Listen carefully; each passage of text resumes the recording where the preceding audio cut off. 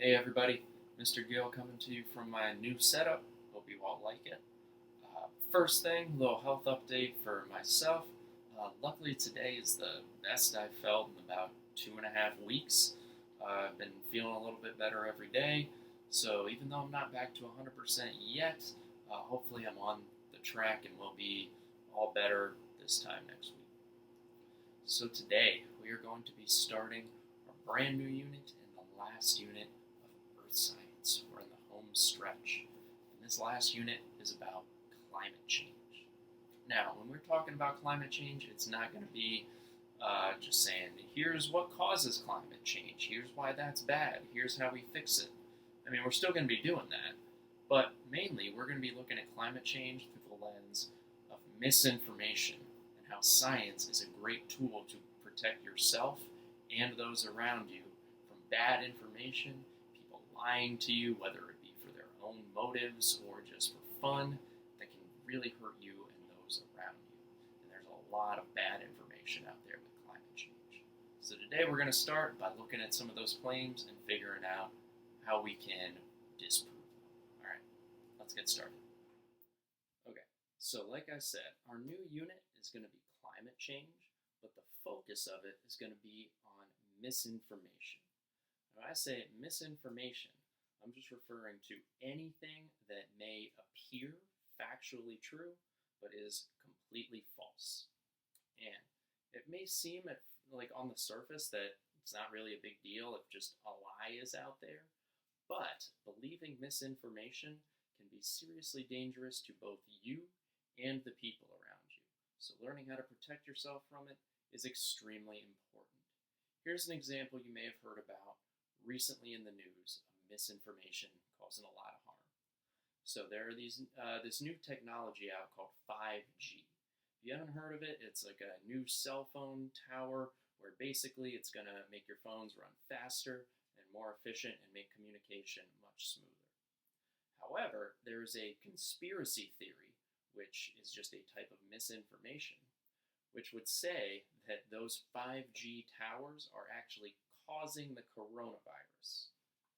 Now, if you take a step back, you can realize that that is clearly not true for a few simple reasons. One, the coronavirus is a virus. We know how viruses work, and a cell phone tower can absolutely not affect a virus. Number two, we know that 5G waves are actually very similar to other waves on the electromagnetic spectrum, which we know about in our ESRT, and we know how those work and affect the body, so 5G could not be having those effects on the body. And lastly, what's most simply, there are coronavirus cases where there are no 5G towers in the world. So, clearly not true, but some people choose to believe this. They do not know how to identify and protect themselves against misinformation. And as a result, some people have been burning down 5G cell phone towers because they think it's going to stop the coronavirus. Now, that is bad, obviously really bad for a number of reasons, such as if you're setting a big fire, you can easily kill yourself and other people. Two, that's felony arson. You'll go to jail for a long time. And three, you're destroying communication networks at a time when doctors, scientists, and first responders need it more than ever.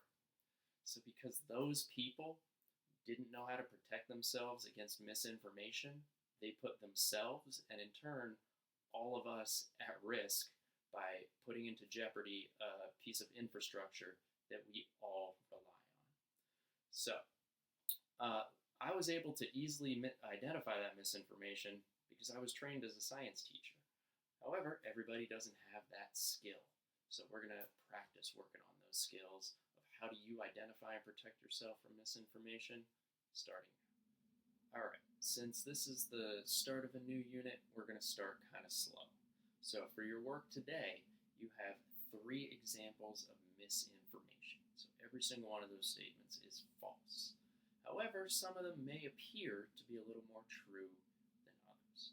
And it's going to be your job to see if you can try to disprove them or show why they are misinformation.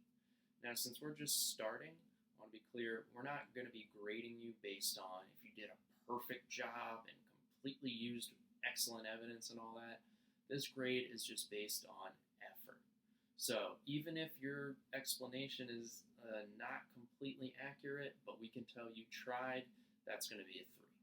And the reason we're starting off like that is so that we can kind of see where our skill level is with identifying misinformation. And once we're done with this unit, it's going to be cool for you to be able to look back at your level when you started and compare it to how good you are at the end. All right, so I'm going to give you the optional extra help at the end if you need it. But before I sign off, I'm going to bring back the bonus trivia question.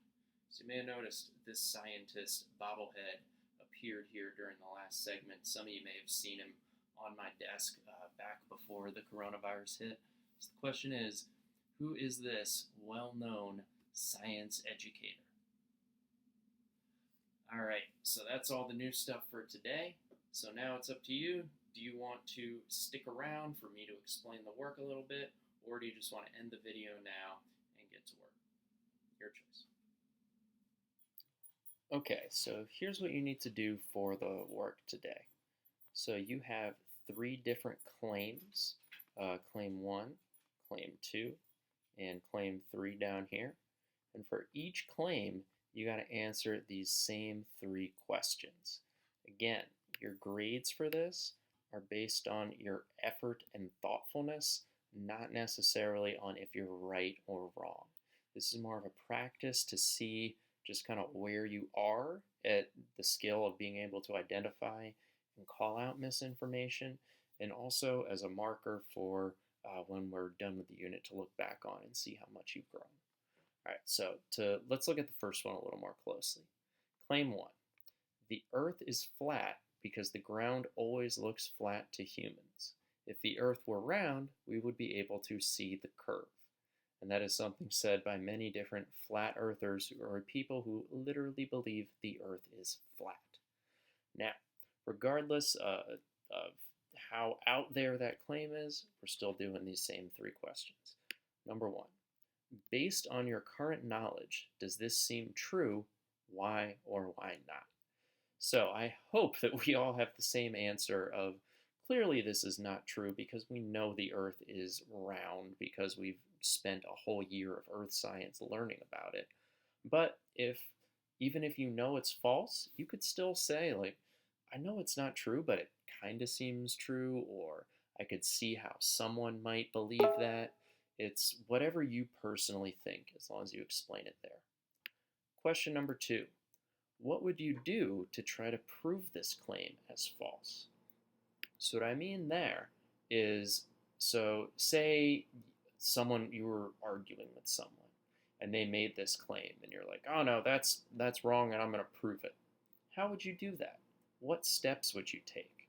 And don't just say like, I would look it up on Google. Try to be a little more specific than that. Like, what would you look for? Who would you talk to? What would you do to try to prove if it's right or wrong? So you don't need actual information there, just what would you do? And then lastly, number 3, using whatever resources and or knowledge you have, try to prove this claim as false.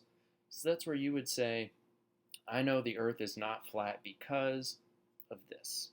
And your reason could just be what you know. So if you just want to use things we've learned in Earth science as evidence, great, that works perfect.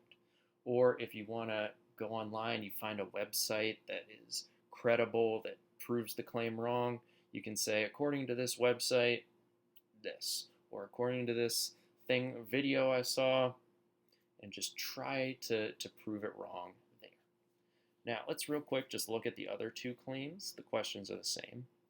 But for claim number 2, the coronavirus is not as bad as the flu. That has been said by many people over the last month and is completely false. But same thing. Does it seem true? What would you do to try to disprove it? And do your best to try to disprove it. And then finally, claim number 3, which this kind of gets into the climate change unit we're going to be starting. Today is unusually cold. If climate change were happening, it wouldn't be that cold. It would be warmer. It's not an exact quote, but paraphrased by Senator Jim Einhoff, who you can see pictured right there, while holding a snowball on the floor of the U.S. Senate. And he was saying that completely seriously because he thought he was disproving climate change. So follow those same set of questions and see what you can prove or disprove about that third claim. All right, remember, if you need any extra help, come to office hours, and Wednesday office hours will be given extra help for that.